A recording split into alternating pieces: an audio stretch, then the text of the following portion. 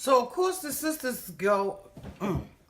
So of course the sisters go into the dialogue with Tamar about Tracy. And Tamar goes on to say how when she lost the Grammy nomination, I mean when she got the nomination, but when she didn't get the Grammy, that Tracy put out a post, a tweet or whatever it was, about Toni winning. So now we see why Tamar did it. What was her motive? Was her motive right or wrong? No. Yes. It all depends on how you look at the pendulum. The thing about it is, she put something out there. Tamar held it in her heart and didn't say anything to Tracy about it. But as soon as she could be on the get back, she was on the get back. And again, like I said, that's the kind of stuff that happens in family dynamics. And so, for me, I just feel like Tracy and Trina shouldn't have brought it up. I think that if my sisters had something to say, you say it to the sister, because guess what? At the end of the day, if the person isn't at the table, you can't resolve the issue. The issue remains on the table. So, I think it's petty. I think it's stupid. I think it's childish. I think it's a whole bunch of backbiting and all of that kind of stuff. And I frankly don't like it. I don't like it when the sisters went to go and talk to Tracy about it. And I don't like the way that they brought it up with Tamar. Because at the end of the day, it's stirring the pot and it's starting crap in the family. And that's why y'all had the family dynamics. Again, now, earlier I said that, because of Tamar's wealth. I'm not saying that wealth... I'm not saying that, but I am saying, well, wait a minute, hold on. When I mentioned earlier talking about that Tamar could not make I'm not saying that wealth means that you can't talk. I'm saying that Tamar's wealth to the sisters, to them, it appears that it makes them feel like Tamar is out of touch with the things that they go through or the life that they live, or like Tamar isn't about that life because she has wealth. But guess what? Tamar came from the same family. That doesn't mean that you had the same thing. But like I said, keep in mind that when Toni went on tour, that the mother watched the two boys. Keep that in your back pocket. And we're going to go on to the next episode of the Braxton Family Values. Episode 2 of the Braxton's Family Values. Y'all know Auntie, she not going to do this line by line, scene by scene. She just not going to do it. Some of this stuff is so irrelevant, she ain't even going to touch it or talk about it, okay? So, I want to first say thank you to all my nieces and nephews. Thank you all so much for subscribing to my channel. And if you are new here, go ahead on and join the family by hitting that subscribe button.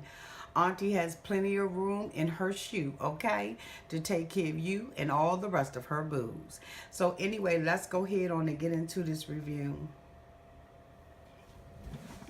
Talking to her mother about her divorce. I know for some people it's probably relevant and it's probably important, but for me it's not. To me, it's a cut and dry deal. You have to make a decision about what you're going to do, whether or not you're going to give him custody of the kids. To keep talking about it over and over, it's just not doing anything. You have to act and do what you need to do. The mother talks about the relationship with her husband, saying that, you can't argue around your kids. And Tawanda was like, but Mom, y'all didn't argue either, but we felt the tension in the house. And the mother says, well, he started acting all stupid when he started dealing with Wanda, or, his new wife. This is the thing. It's been 16 years, almost a lifetime for somebody, okay? And you are still just as bitter and just as hurt. I don't like to talk about anybody's mother. I don't want to talk about Miss Evelyn. But Miss Evelyn, you have got to move on with your life. I mean, to keep on talking about it all the time, and not just to talk about it because, yes, you need to talk about it with Tawanda because you're trying to help her out of a situation or give her some guidance. But just the undercurrent of emotion and the anger and the bitterness and all of that kind of stuff is so still there. So it's like, how can you help somebody else when you're not over your own garbage with your husband? Your husband has moved on, got a new wife and kids. Miss Evelyn, it is just so time to move on, but I'm not going to tap really on that because I don't want to be disrespectful. I don't. So anyway, she goes on and talks about that with her mom, and it was just like, okay. But when we really started the episode, we started it off with Tamar going to Tracy's hotel room. And Tamar now has information that the other two Pot Stern sisters and gave her. And she's like, you ever had somebody talk behind your back and then when they get in your face, they act like, ain't nothing happened or they ain't said nothing? A girlfriend, not a sister. These sisters right here got so much stuff that's going on. And Tawanda Tracy is like, well, I'm going to try to keep this to myself. I don't feel like saying anything to her because I can be nasty. Be nasty.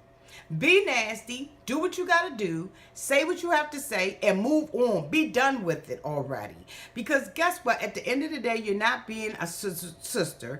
Y'all keep talking about we want to mend the sisterhood. We want to do this and do that. But you know what? When you got jealousy and envy and strife and bitterness and anger and all of that kind of stuff in your relationships, how do you move on with a sisterhood? Really, how do you even move on with a friend? If you was a friend of somebody's, they wouldn't even be friends with y'all because you got so much stuff going on. I mean, Tracy sits there and knows that she has all these feelings, and Tamar is sitting there thinking, like I would be thinking, I mean, you already said all this stuff behind my back and now you can't say anything in front of my face.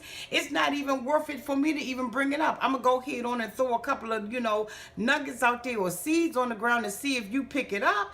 But, you don't even pick it up. So it's just like, okay, it's not even worth talking about. If you're not woman enough to pop your bra strap and say what you got to say, Tracy, guess what? I really don't even want to hear about it. So anyway, we see Toni, going on stage and everything, and she's in the back, her dress is uncomfortable and all of that kind of stuff, and it's like, they cut slits in her dress, and she's like, oh my god, did I just pay for this $20,000 dress? Yeah, you did, boo.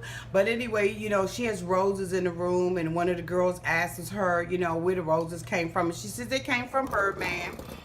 And she was like, he's an undercover romantic person. That's so sweet, Toni. I'm so happy for you. I'm glad that you all are dating. Whoa, whoa, whoa. It's always good to find love, and especially when it's in the beginning and everything and it's new, it's just so cute. But anyway, you see her son Diesel looking like, oh, Lord, when she starts talking about having to put the dress on with no panties. Toni, that was a TMI in front of your son, but it's okay. It's all right. So, then she starts having problems with her ears and stuff like that, and that kind of gets her rattled. I have sung on many stages. I have done plays, and matter of fact, I starred in one about 3 years ago. And I know what it means to go out there and have to still have showmanship and still have stage presence and stuff.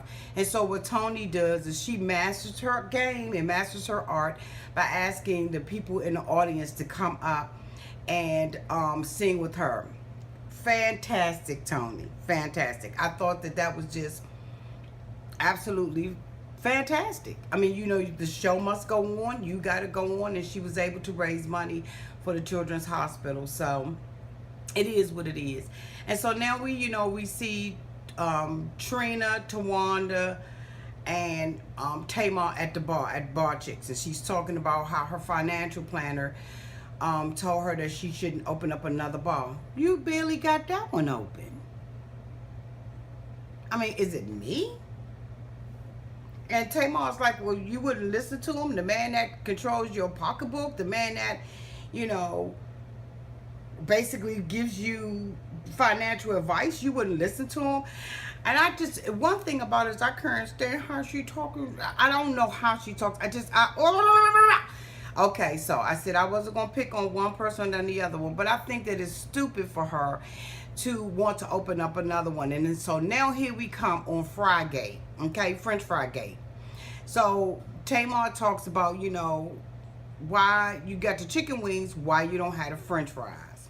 So they fussing about the French fries and all of that kind of good stuff. And y'all, I'm having serious camera problems today, so please disregard and just forgive me for the camera quality and all of that kind of stuff. I'm really seriously having some problems here today. So we see the, the French fry gate, and, Trina just does not want to have French fries with her chicken wings. That's what sells. So it seems like you will compromise, even because your customers are probably asking for it. If Tamar's asking for it, that's not the first time you heard it. But anyway, we see them go to church and everything. And there's, someone that's preaching there. This woman, I thought it was a man. I just didn't know what was going on with it. I understand it's a friend of Evelyn's. I don't know who the lady is. Her name sounds very familiar, but I just can't figure out who she is. And you see Tamar in there like, hey, hallelujah, you better preach it. You better do. Let me tell you, that was funny as I don't know what, because you know what, when you are in a black church, that is how you act. And so I loved it. I enjoyed that and everything. So again, I'm having camera problems. So let me hurry up and get this done. So, we see the sisters go, Trina says, okay, I want y'all to come to the house because I want y'all to critique the food. They get to the house, and Tawanda says, I wanted some French fries. But she let Tamar go under the bus for the French fries on the French fry gate. And then, it starts getting into a heated argument. Trina turns around and asks her chef whether or not fries is an issue. He said, well, it's been asked for a whole lot of times. Put fries on the menu. It's not going to hurt you or kill you. Fries don't cost a lot. You could do shoestring French fries. You could take potatoes and strip them and peel them and do whatever you got to do. Put some fries on the menu. If people are asking for them, Trina, what's the big deal? You're going to sit up there and say that you want them to give their opinion, and when they give their opinion, you lash out and act all stupid and get to cussing and hooping and hollering. But the thing about it was, what I didn't like was all the other sisters punked out and let Tamar roll up underneath the bus for it. That's what I didn't like. I didn't like it at all. I thought that it was just so unnecessary. And so now we get ready to go into the other episode, and Auntie is already hyped up for it. Let's go. Episode 3. The real family values, the BRAXTONs, the whatever you want to call them. Let's talk about Frygate.